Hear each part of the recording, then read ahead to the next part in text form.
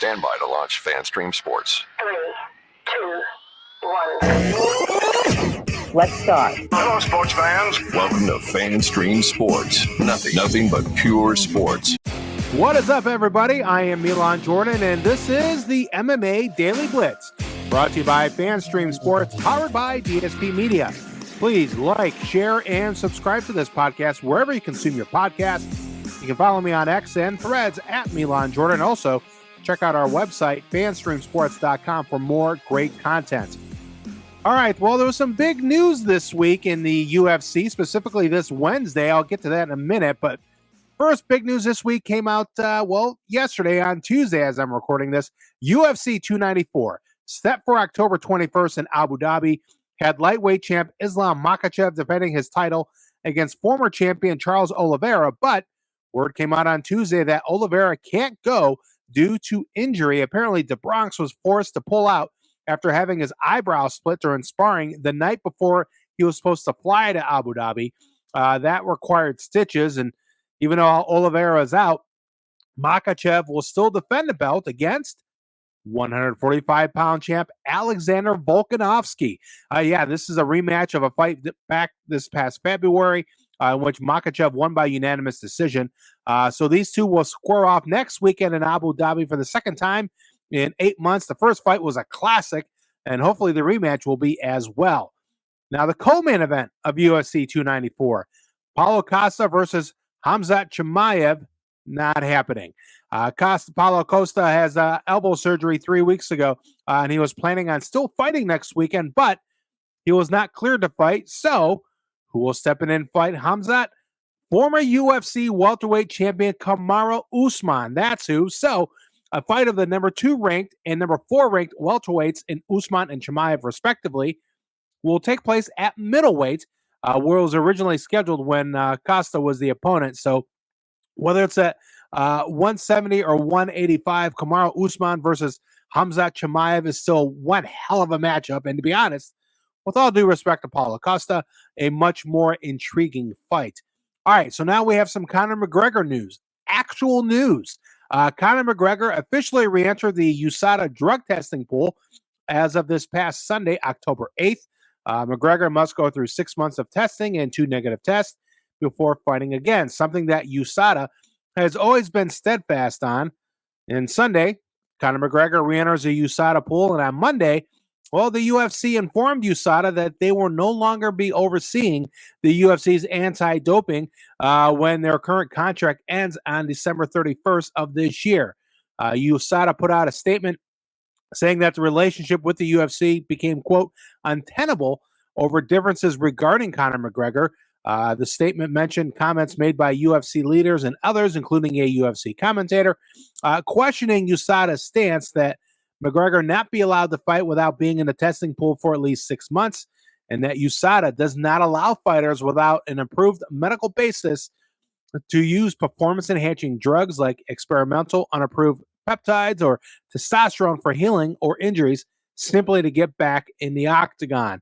And I have a copy of this statement on my X and also on my Threads page as well. So it's unknown whether the UFC will sign with a new anti-doping partner or return to commission oversight. Either way, the UFC USADA groundbreaking deal that began in 2015 will end at the end of this year. There's been speculation about what the UFC will do moving forward. There's speculation about UFC having interest in partnering with Drug-Free Sport International, which handles anti-doping testing for the NFL, Major League Baseball, among others.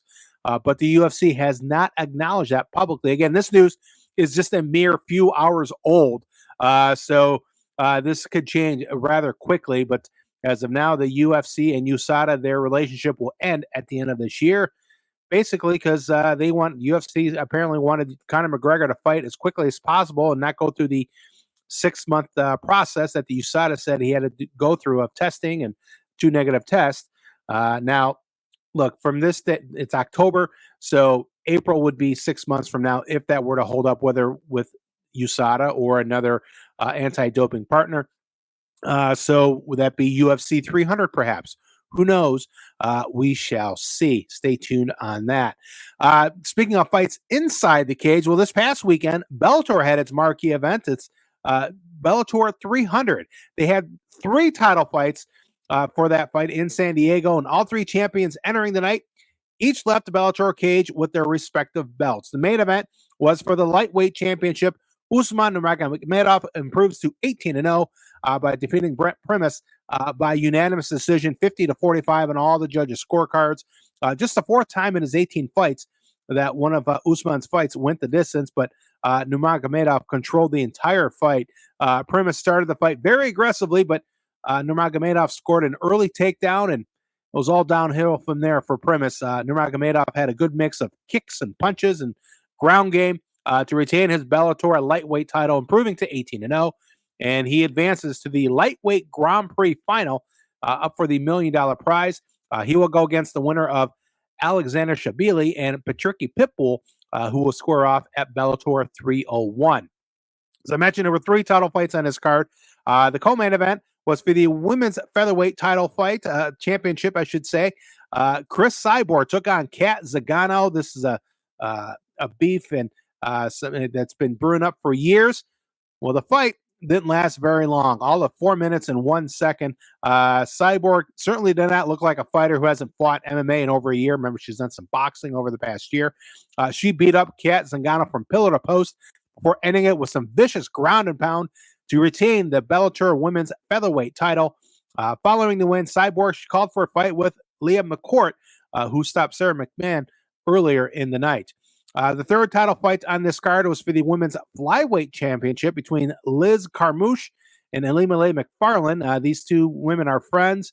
McFarlane, she ended up missing weight, so she was not eligible to win the championship, but it didn't matter. It was Liz Carmouche defeating Elimele McFarlane via TKO injury early in round number 5, just 17 seconds into the final round, when McFarlane's knee gave out after a leg kick from Carmouche. Carmouche's 7th straight win and a 3rd successful title defense. Now, there was supposed to be 4 title fights at Bellator 300 originally. The heavyweight title fight between Ryan Bader and Linton Vassell was called off when Vassell couldn't fight due to illness.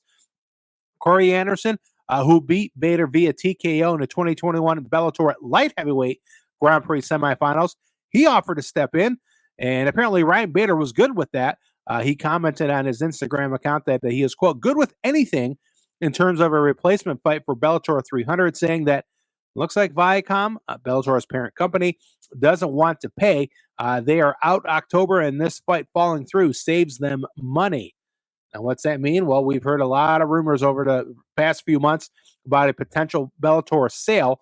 Well, at the Bellator 300 post-fight press conference, President Scott Coker addressed those rumors, saying there's a lot of uncertainty and a lot of unknowns right now in regards to Bellator's future, but he hopes to get some clarity soon. As I mentioned, there have been reports circulating for months that Bellator could be up for sale by their parent company, Paramount. The main suitor often connected to a potential purchase of Bellator is the Professional Fighters League. Yeah, the PFL. PFL President Ray Seffel confirmed conversations of a potential merger between the 2 organizations back in June. So, and a lot of people, a lot of insiders in MMA are saying that there could be a deal very imminent. There were some rumors even going into the fight that they would announce something before Bellator 300, but last they didn't. So could be finding out some news here about Bellator's future very, very soon. All right, as for this weekend, the only thing going on is a UFC Fight Night card at the Apex ahead of next week's pay-per-view in Abu Dhabi, UFC 294. The main event this weekend at the Apex is a featherweight bout between Sodiq Yusuff and Edson Barboza. All right, folks, well, that'll do it for the MMA Daily Blitz, brought to you by FanStream Sports, powered by DSP Media. Please like, share, and subscribe to this podcast wherever you get your podcasts. You can follow me on Twitter/X and Threads at Milan Jordan. Again, I'll have the USADA statement posted on those sites as well. You can check out the brand new FanStream Sports app available for Apple and Android for round-the-clock programming. As always, I appreciate you checking out the MMA Daily Blitz. Thank you so much. I will talk to you later.